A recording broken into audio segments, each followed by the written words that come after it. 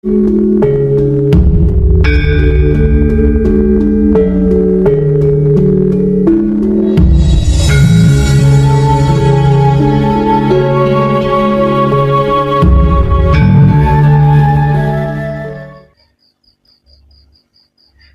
bermasalah,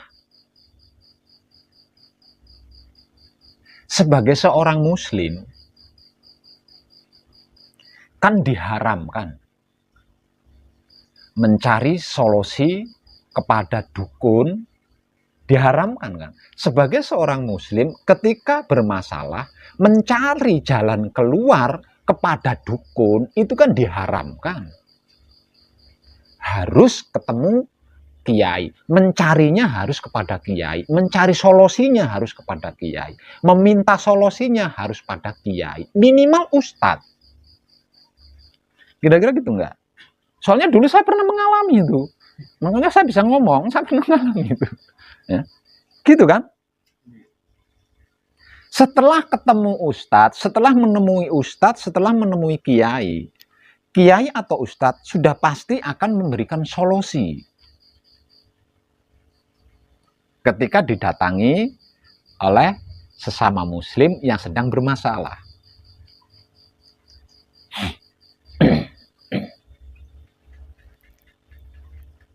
Solusinya, semisal contoh, saya sedang mengalami masalah hutang. Maka solusi yang diberikan oleh kiai atau ustadz sudah pasti tidak akan keluar dari syariat agama, bukan? Karena kiai, ustadz. Dan itu sudah bagus sebenarnya. Namun sayang, kenapa harus berbisnis gitu loh? Kenapa harus menggunakan sistem dagang? Contohnya seperti apa, Pak? Agar supaya kamu dimudahkan oleh Allah sehingga bisa segera melunasi hutang, baca sholawat nariyah 41 kali.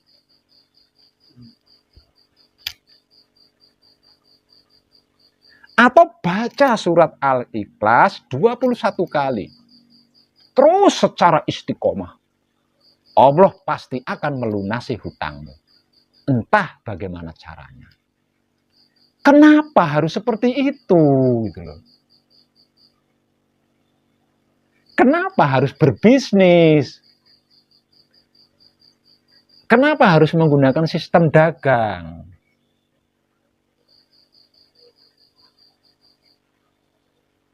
Kalau tidak dengan kata-kata, nanti hutangmu akan lunas. Males membaca sholawat nariyah kan? Membaca ayat, males kan? Semangat. Bahkan pembacaannya dibarengi dengan tirakat. Demi untuk mendapatkan keuntungan agar supaya hutangnya lunas. Nah, cara kita bertuhan selama ini seperti itu loh. Caranya kita bertuhan itu selama ini seperti itu. Makanya saya katakan apapun bentuk ibadahnya, apapun bentuk doanya, adalah bisnis dengan sistem dagang. Apapun itu. Bahkan ketika melakukan ritual, nah ini kata-kata ritual ini banyak yang belum paham loh. Ya. Mayoritas orang memaknai bahwa ritual itu kan memuja setan, itu ya kan, memuja setan, menyediakan sesaji-sesaji di di pinggir pantai, di gunung, di gua. Itu menurut kebanyakan orang itu adalah arti daripada ritual. Padahal ritual itu adalah bentuk menyembah Tuhan. Termasuk sholat itu ritual. Nah, sholat, sembahyang itu ritual. Ya.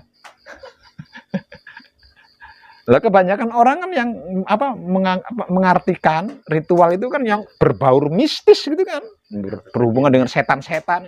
Benar enggak, ritual itu adalah perilaku atau perbuatan menyembah Tuhan lah. Apapun bentuknya, termasuk sholat, termasuk sembahyang.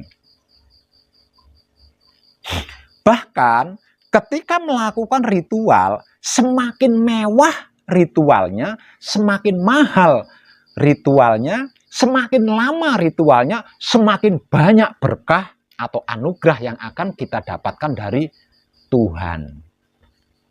Apa enggak bisnis tuh? Sistemnya apa enggak sistem dagang tuh?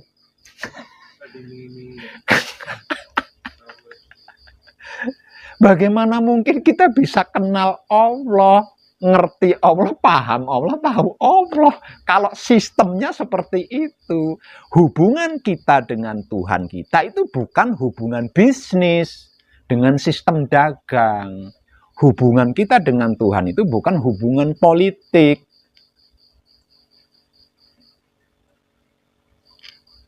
Apa enggak gawat?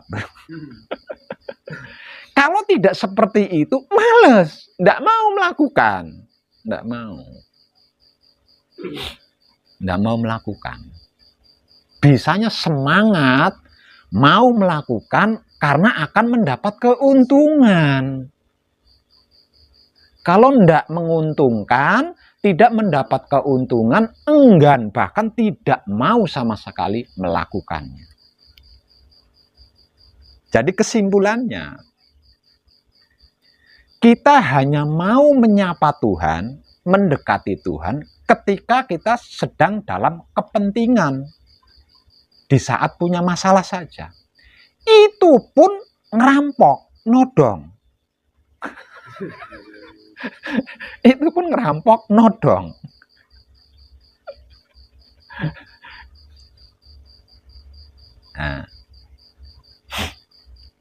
Lah panjenengan berani datang ke sini, ikut pengkajian bersama saya. Berarti panjenengan siap meninggalkan semua itu. Berarti panjenengan siap berhenti, tidak berbisnis lagi dengan Tuhan, tidak menggunakan sistem dagang jual beli lagi dengan Tuhan. Berarti panjenengan siap di situ. Kalau jenengan tidak gagal paham kan berarti jenengan ngerti. Gitu. Lah, ini yang disebut laku murni menuju suci. Jadi, apapun pergerakan tubuh kita harus murni. Tidak boleh ada sistem bisnis di dalamnya. Tidak boleh ada sistem dagang atau sistem jual beli di dalamnya.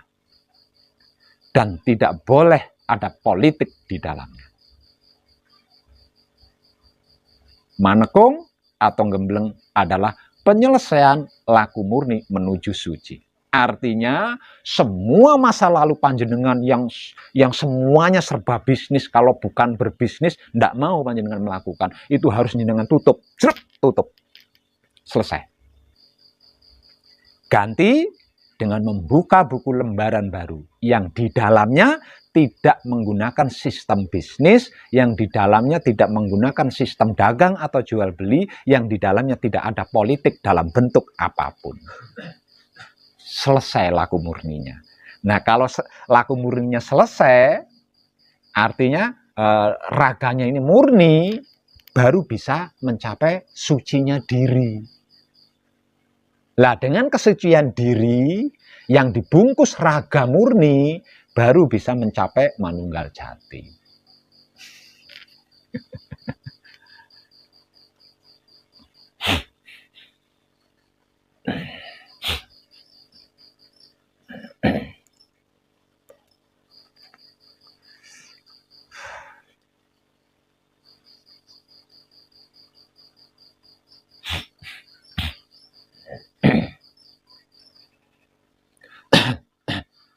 Selama panjenengan ikut pengkajian diri bersama saya di sini,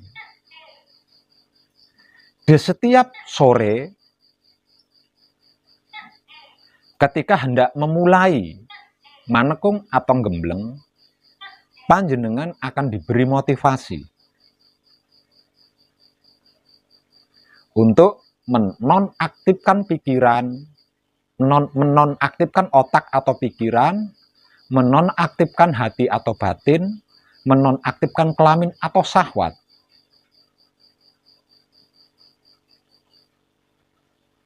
Untuk melakukan samadhi.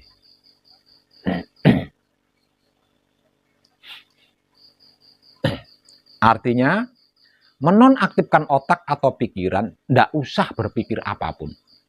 Nggak usah.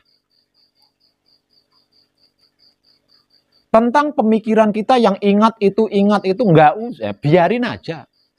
Tapi jangan berpikir, nggak usah berpikir.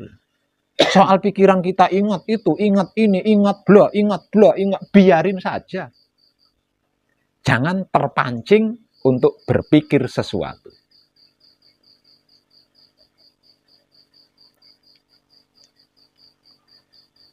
Agar supaya kita tidak kembali kepada masa lalu kita yang penuh bisnis. Apapun dijual belikan. Termasuk Tuhan dan keyakinannya. Nonaktifkan hati atau batin. Maksudnya ndak usah nebak-nebak, ngira-ngira.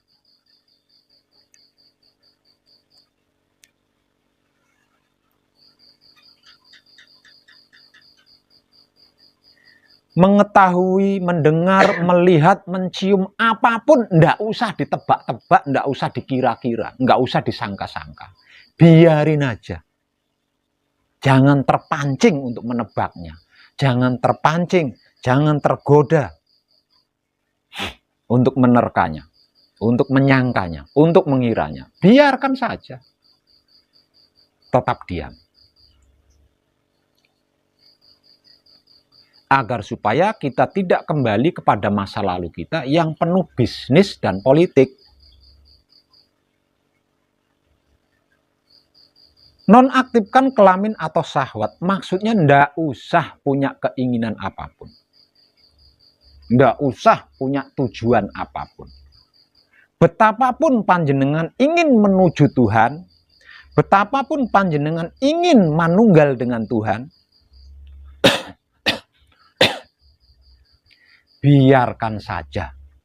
Jangan terpancing untuk ingin segera cepat, jangan.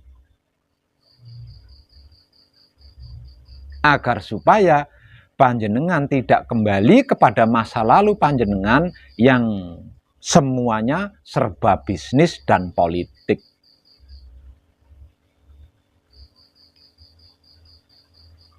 Karena jika tidak, nanti panjenengan kembali kepada masa lalu lagi. Artinya, laku murni panjenengan yang seharusnya sudah selesai menjadi bermula lagi di situ. Jadi mulai lagi di situ. Mulai berbisnis lagi. Dikarenakan sedang berbisnis, keuntunganlah yang dicari. Keuntungan-keuntungan yang dicari.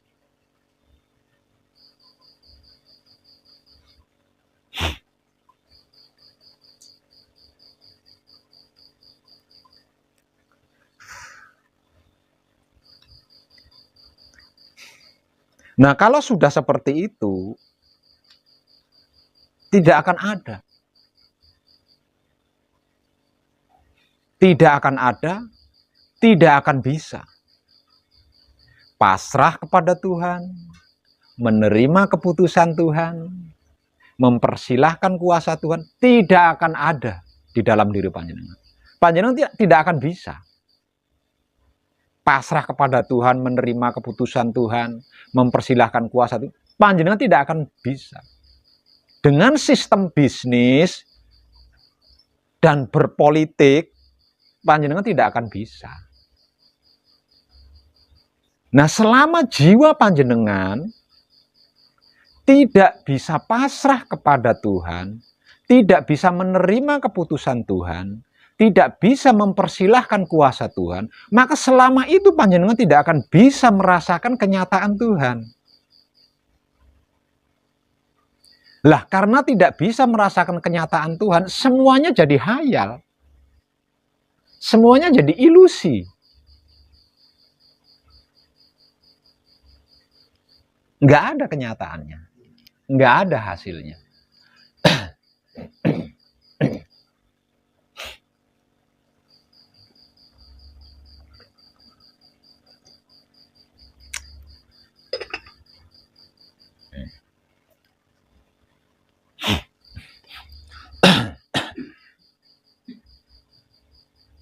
Kesimpulannya, laku murni menuju suci adalah bentuk upaya menyempurnakan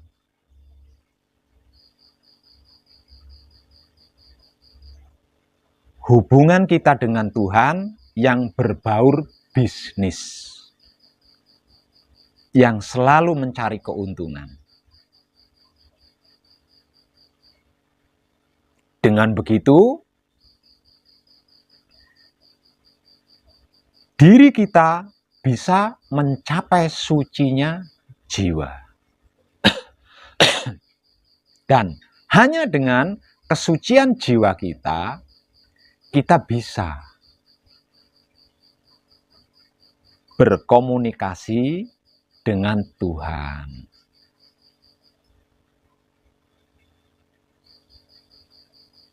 Bisa mengenal Tuhan. Bahkan bisa manunggal jati.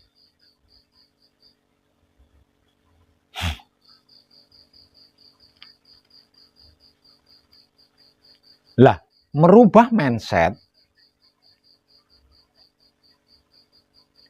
berdoa kita yang selama ini kita lakukan dengan sistem bisnis atau jual beli atau dagang, menjadi benar-benar dengan kepasrahan, itu nggak gampang. Itu nggak mudah. Merubah mindset kita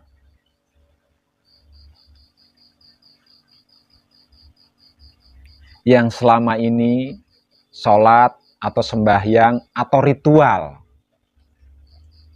yang sistemnya sistem bisnis, sistem dagang atau jual beli, menjadi benar-benar polos, tulus, kalau bahasa kerennya ikhlas. Itu juga nggak gampang. Itu juga nggak gampang. Merubah mindset kita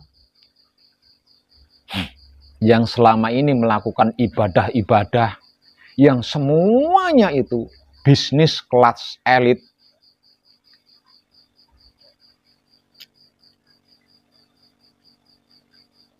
dagang atau jual beli, papan atas, yang jika tidak mendapat keuntungan bisa stres.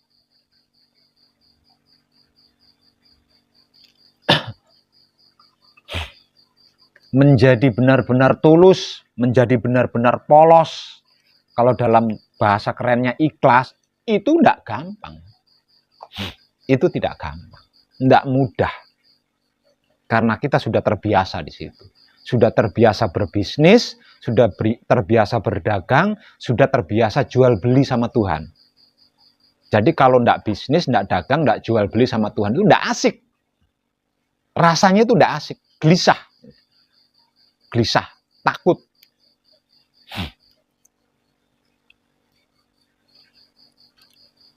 Kalau tidak berpolitik dengan Tuhan, tidak asik, gelisah, tidak percaya, ragu, dan lain sebagainya. Nah, itu hanya dapat dilakukan dengan manekung atau gembleng. Hanya bisa dilakukan dengan mengkhususkan diri untuk ini. Gitu. Mengkhususkan diri untuk hal ini. Kalau enggak, tidak akan bisa. Saya katakan tidak akan bisa.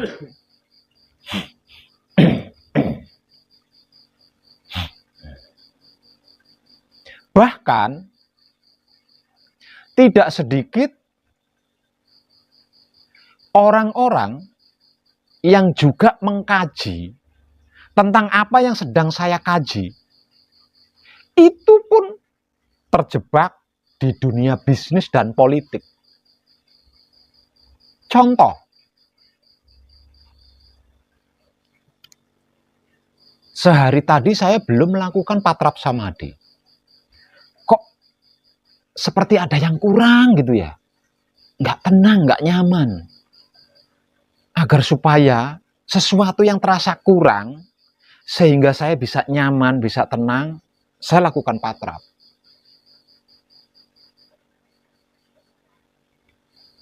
Berarti patrapnya itu dijual. Patrap samadhinya itu dijual sama Tuhan, dan Tuhan dipaksa untuk membelinya dengan ketenangan yang saya butuhkan. Apa enggak bisnis tuh? Apa enggak bisnis? Saya lakukan patrap samadhi mijil sampurno agar supaya saudara saya sembuh dari penyakitnya. Apa enggak bisnis tuh? Apa enggak sedang melakukan jual beli sama Tuhan? Dia menjual patrap samadhi mijil sampurno kepada Tuhan. Dan Tuhan dipaksa untuk membelinya dengan kesembuhan saudaranya yang sedang sakit. Apa bedanya dengan bisnis?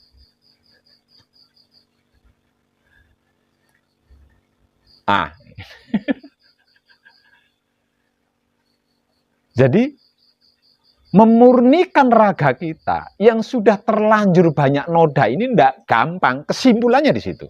Ya, memurnikan raga kita yang sudah terlanjur banyak noda, banyak titik-titik, itu tidak mudah. Dibutuhkan manekung atau gembleng, atau mengkhususkan diri. Itu laku murni, hubungannya dengan raga dan kasat mata. Memurnikan raga kita yang kasat mata dan bisa disentuh saja, sesulit itu. Bagaimana mensucikan jiwa yang tidak kasat mata?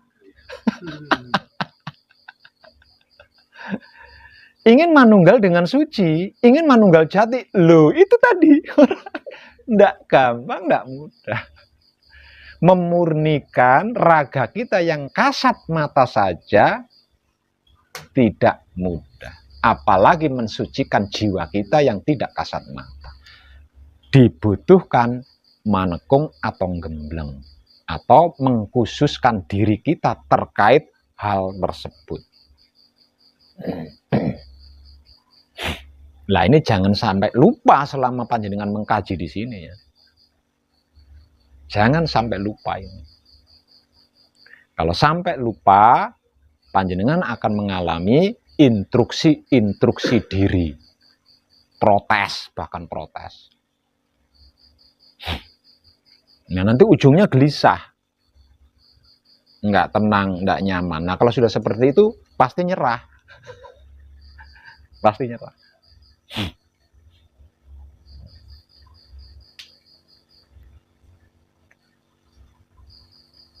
Nah, ini dipraktekkan tanpa pengawasan, nggak akan bisa, nggak akan bisa. Jenengan praktek memurnikan raga, seperti yang sedang kita bahas dari tadi. Tanpa ada yang mengawasi, tanpa ada yang menemani.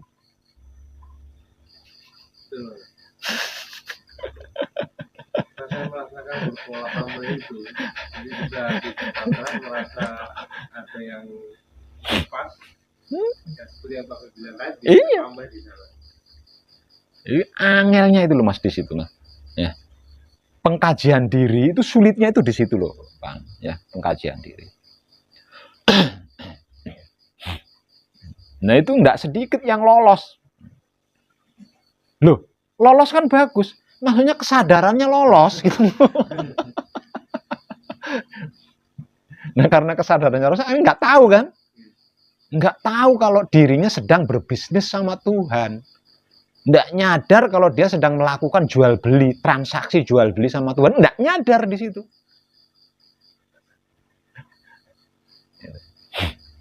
Enggak sedikit yang lolos di situ.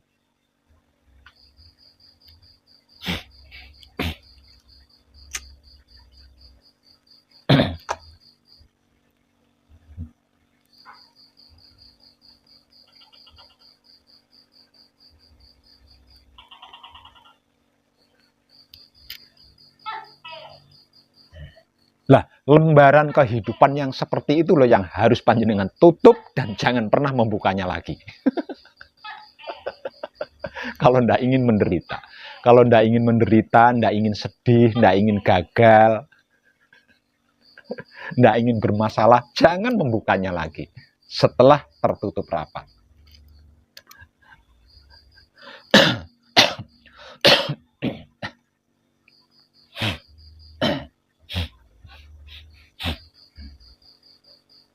Nah, yang merusak hubungan harmonis kita dengan Tuhan adalah cara kita sendiri, sistem kita sendiri yang selama ini kita gunakan itu tadi.